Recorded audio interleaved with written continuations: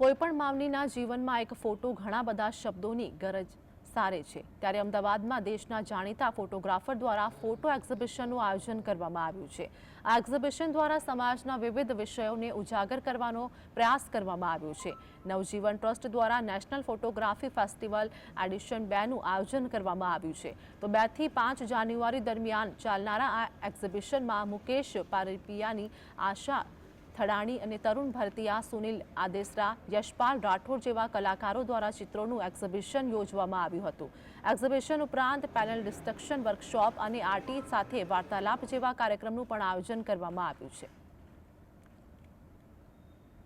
આ વખતે ઘણું અલગ છે। આ વખતે આપણે જુદા જુદા ગયા વખતે પણ એટલે આમાં કેવું છે કે અમે બે વાઇલ્ડ લાઈફના જેટલી ફોટોગ્રાફીની બ્રાન્ચ હોય એ રીતે અમે એને સિલેક્શન કરીએ છીએ। એટલે ફોટોગ્રાફીના બે સારા એક્ઝિબિશનો વાઇલ્ડ લાઈફના મળ્યા।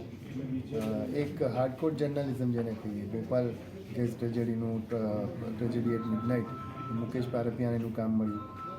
એટલે સુનિલ આદેસરા એકમાત્ર ગુજરાતનો ફોટોગ્રાફર